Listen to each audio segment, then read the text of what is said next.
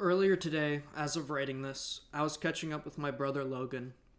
Last we spoke, we talked a little bit about my lack of sleep, and it due to me overanalyzing different events, issues, and other things in the night. Since then, my methodology and approach to thinking has changed drastically, to a point where I dare say I have experienced a form of enlightenment, and we reflected a little bit on this topic. He also admitted to having some of the same issues, worrying about social interactions, if the actions taken were justified or reasonable, and the validity of one's own personal beliefs.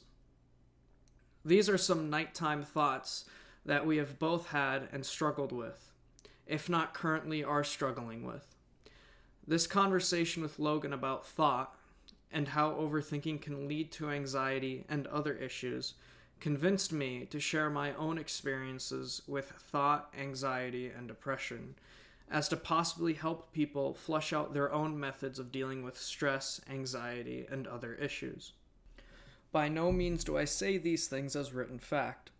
This is a purely anecdotal recollection and summary of these issues of mine. I will say that seeking out help is the best way to start down the path towards returning from the abyss of anxiety and depression. This is just my own experience with my redemption of mental stability. I would have to say my mental decline started back in the fall semester of my freshman year of high school.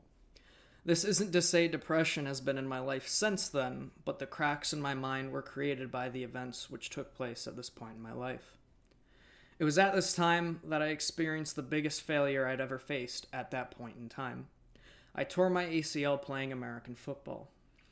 Yes, I realize now how this issue is definitely a hurdle I can and have overcome, as well as how commonplace this issue is amongst people who are physically active. However, at the time, this was a death sentence to my high school athletic career, and in some ways it was. Not only that, it seemed that at the young age of 15, my life and the activities that I wish to participate in would be limited by something out of my control. It was as if some outside force had condemned me for some reason I could not comprehend. This injury not only affected my high school career in terms of physical limitations, it set me behind 3 weeks with my classes, as well as skewing with how I viewed myself socially. What was once a student who could walk on his own 2 legs, who looked for opportunities to help people, and who enjoyed pushing his limitations both with his athletics and education, was reduced to a husk of what he was. He became someone who had to receive help from his peers with simple things such as opening doors, carrying my bags, and traveling between classes. Someone who had to play catch-up with his classes and struggled to do so. Someone who had to watch from the sidelines instead of playing with his friends. And what weighed on him the most, the looming question, from both himself and his friends, of if he could rejoin his friends in both the levels of athleticism and education that he had once shared with them. As the months passed, and the recovery period was coming to an end, faith, hope, and determination drove me to rejoin my peers on these fields, both outside and in the classroom. These emotions and expectations were to only be shattered with the fall semester of my sophomore year, where my ACL would be torn a second time. It was as if all the work and effort I had made over the course of a year was for naught, and my mind truly dipped into a recession. Not only had my worst fears come to fruition, but the validation of what hope, determination, and effort I put into rejoining my peers, according to my younger self, was proven wrong. Again, I was set behind in my courses. Again, I had to watch as my peers excelled both in athletics and in education, while I was rotting in a bed, icing my knee for a month. I realized that my continuation of education is not limited to a classroom, but it is much harder to stay on top of course material when you and your interactions with everything is limited to a bed or couch for weeks at a time. These recurring emotions and fears were not the only emotions brewing in me, but new fears and emotions were born from this repetition of events. I now heavily started to question how my friends viewed myself. I was both in fear of their pity as well as their negligence.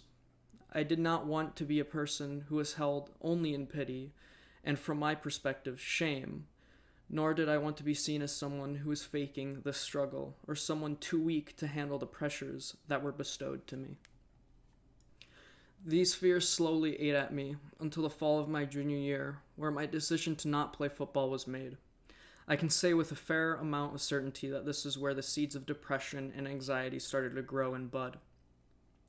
Even though I was physically able to rejoin my friends, some of whom I viewed as my brothers, on the field, I made the decision to not play and to instead save myself for the spring season and for lacrosse.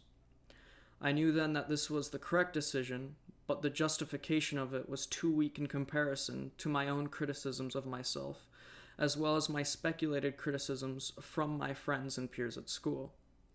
I viewed myself as a coward who was too fearful of history repeating for a third time, instead of someone who was being conservative and patient. It was during this fall that I found myself emptying multiple bottles of beer or enjoying shots numbering in the teens almost every night before bed. This abuse and misuse of the substance to run from my fears as well as numb them carried over for many months until the lacrosse season started. Despite my proving myself as a valid member of the team, being an exceptional attackman and teammate, I did not prove it to myself. I felt as though my career was still limited by my injuries, and a sort of envy bubbled in me. My classmates were able to excel and grow, while my growth was stunted. I felt robbed and cheated, and an untempered rage bubbled in me. Even though my drinking slowed during that lacrosse season, it did not stop, and continue with a new vigor in the upcoming summer. Not only was it suppressing anxiety and depression, but now a rage with which I wanted to burn the world, which in its unfairness fucked me, and continues to fuck people which do not deserve it. The drinking continued through my final fall season in high school. Another football season passed without my participation as a player, and another season was dedicated to the growth of my self-loathing, self-hatred, and growing misguided arrogance. It was during this season that I had to protect my ego, and being with pointing things out I was good at, and hiding those of which I was weak. This egotism pushed me to a mindset of perfectionism. Everything I did had to be perfect, or at least justified by me, and my being right had to be known. This attitude started to grow in me, and flourished for more than 2 years. Shame and humility, even though these emotions should be known and understood by me, were something I ran from and feared. The growth of both my alcoholism and egotism grew all through the year. A very successful first half of the lacrosse season, the admission to the college of my dreams for the major of my choice, and a me against the world mentality pushed both of these mental tumors. It was during the closing of my lacrosse season that I faced one of the greatest ironies I have ever experienced. It was now, when my ego and successes were starting to fill my head, that my suppressed fears would come into fruition once more, and I tore my ACL for a third time. The following month was truly my descent into the deepest, darkest recesses of my mind. Almost every day I was intoxicated, and I started to isolate myself whenever I could. Even when it came to my lacrosse team finishing the season undefeated and with a championship, I did not stand amongst them as a teammate. Parties and social interactions that I would partake in became scarcer, and my friends saw less and less of me. Any excuse to be alone, drunk, and sad was a good enough reason to me. At a time where I should be excited to continue my career, as well as excited for my peers, I was brooding and deep in the darkest parts of my mind.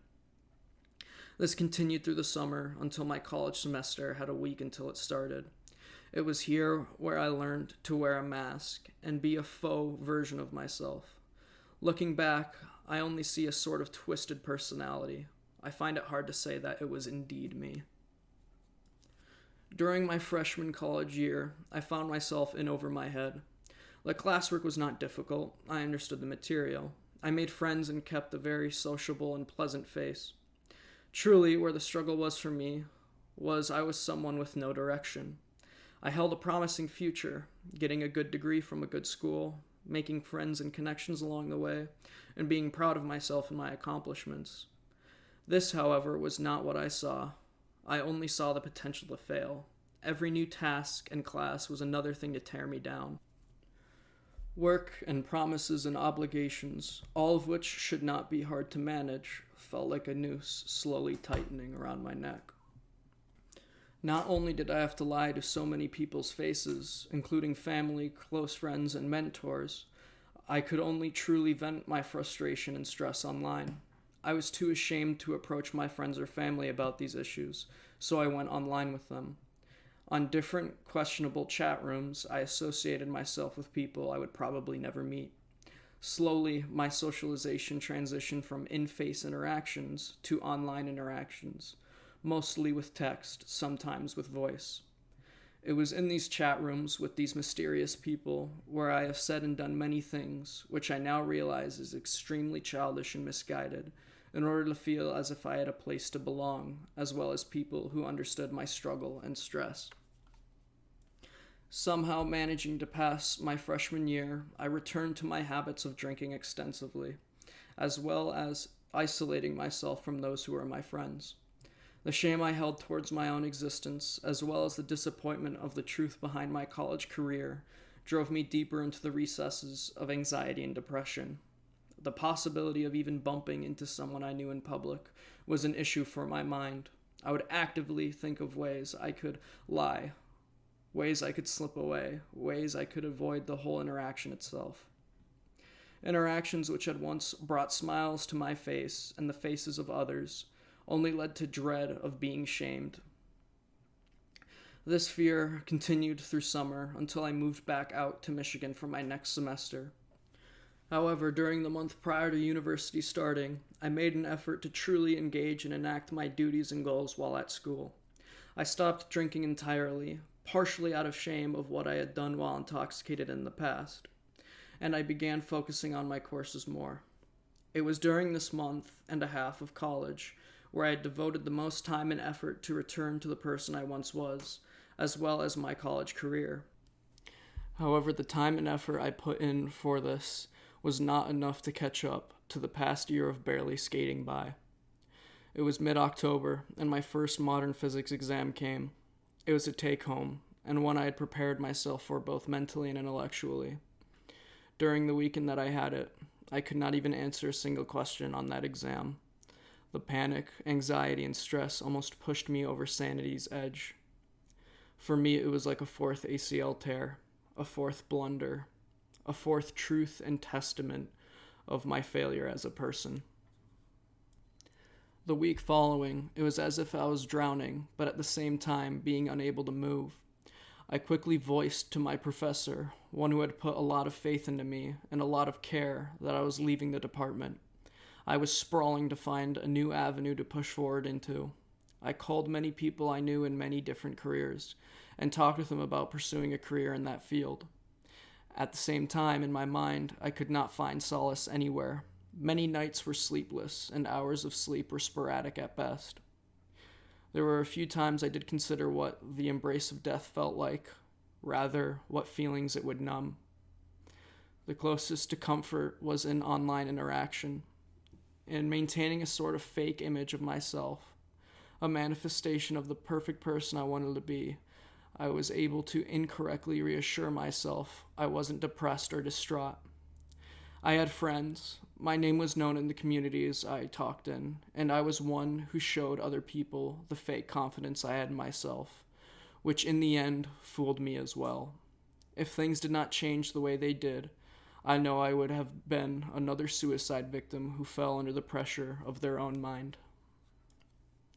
But things changed, and again, in the most twisted sense of irony, they did. For a little over 2 years, 2 young men had been in my life. My brothers Jacob and Matt joined my family during my junior year in high school, and I say with full clarity that I love them with every fiber of my body as possible.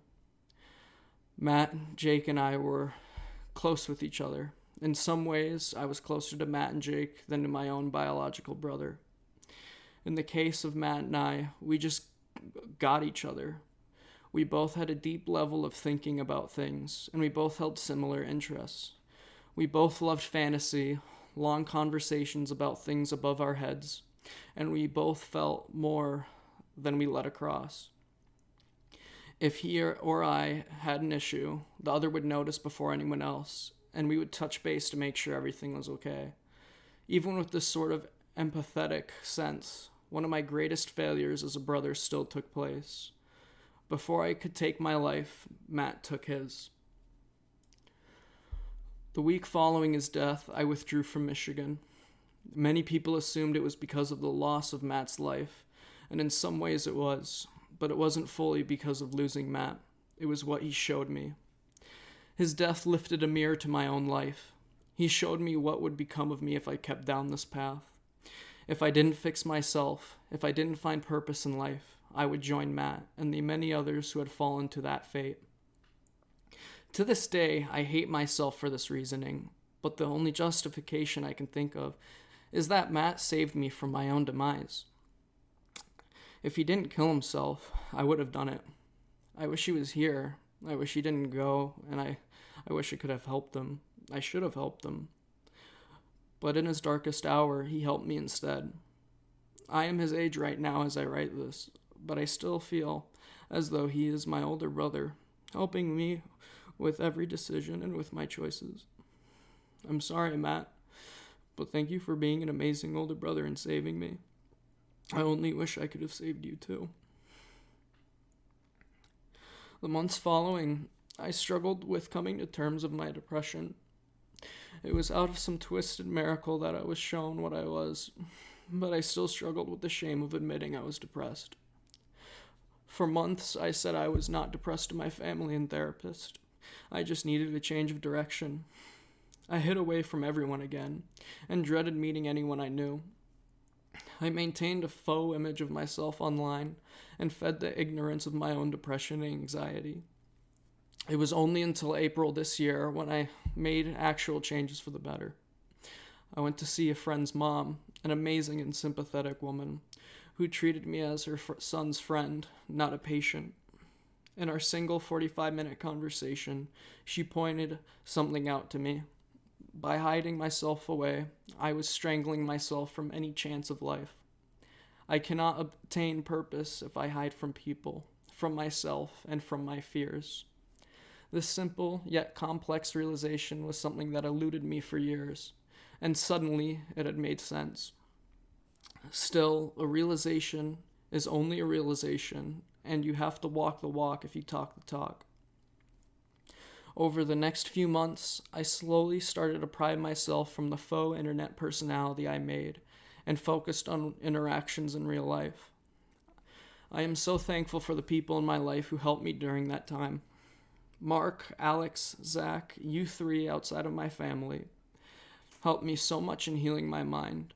For this, I thank you, and I will repay you tenfold whenever you need. And to my family, thank you for staying with me through these past 5 years. Family is family, I get that, but I refuse to not say thank you. In these past 2 months, I have finally found myself returning to my true personality, one without anxiety, depression, and rage. I see the world as an open canvas, and I am eager to cover it with many different works of art. To the people who have shared the title of friend with me, I deeply apologize for not speaking with you over these years. My burning of bridges was done out of fear and paranoia, and it has brought me great shame to see me not being with people who I considered my brothers and sisters. I am sorry for my mistreatment of our friendships, and I am sorry for not being there for you these past few years. Liam, Cole, you two are my brothers, and will always have a seat in my house. I look forward to the adventures of immaturity we will have in the future. Ivana, bless your sweetheart. I'm sorry for not accepting your offers of meeting up and not reciprocating the warmth of friendship that you had given me. Dokkan, Yoshi, do not think I have forgotten about you. You two may be in different continents from me, but I will always hold you two close in my heart, and I am excited for the future where we see each other again. To my many, many friends from Utah, as well as Psycho in Wisconsin, thank you for being there for me. I cannot wait for my return to Utah and for our third trip to the Brazilian steakhouse. This time we should get Jam to do the birthday dance. And with this video, I can finally bury the hatchet that has long embedded itself in my heart. I can face the shame and embrace the humility of my actions and mistakes, as well as dare to venture down the long and dangerous road that is life. I realize that people have it harder than me. I realize that my issues might seem simple or exaggerated to others, but I also realize that these problems are my own, and that everyone has their own issues to overcome. I will always try my best to help others with these issues, but as shown with myself, I believe they will not get better unless they wish it for themselves, and truly wish it for themselves. I do not share these stories and emotions for pity or to win a sort of emotional argument. I only wish for people to understand where I was and how I came back from it. By being aware of my own inhibition of myself, locking myself away from those who care for me, hiding my fears instead of confronting them, and avoiding my eyes from the truth that is my depression, I learned that I could indeed better myself, as well as return to the mentality I once had and person that I once was. When I learned to not think about things on a surface level over and over, and only worry about the negative results or what I did wrong, I saw myself grow intellectually as well as mentally. I looked to solve the issues causing me to worry, not focusing on the worry itself. Instead of worrying about things that could be, I focused on fixing things that are existing. I still think deeply on issues, and still think more than anything else during the day, but I learned that I needed to think so that I could grow, not think so that I wouldn't shrink. I am not perfect. Nothing I do is such.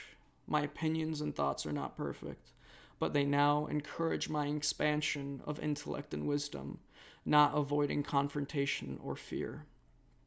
I will hold my hand out for anyone who is struggling, like many people in my life did, but only those who take it will receive help, how I did after years of struggling. Thank you for listening to my story, and I'm really sorry for this deep and heavy emotional bomb that I dropped on you all. Despite this, I hope you all have a good day, and I hope that this helps people understand themselves as well as others who may be struggling with issues similar to what I was struggling with. I'll see you next time.